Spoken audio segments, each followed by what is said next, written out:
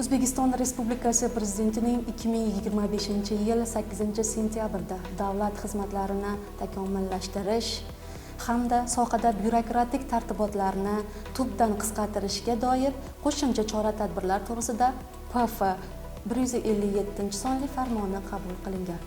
Bunda davlat xizmatlarini ko'rsatishda talab qilinadigan hujjatlar sonini qisqartirish, jarayonlarni soddalashtirish va tezlashtirish kabi qulayliklar yaratilgan. Birgina FXDIYO bo'limi sohasini olsak, 2025-yil 1-dekabrdan boshlab idoralararo axborot almashinuvi yo'lga qo'yish orqali quyidagilar bekor qilindi. Nikohni rasmiylashtirishda nikohlanuvchi shaxslardan tibbiy ko'rik natijalari FXDIYO organlariga taqdim qilish talabi.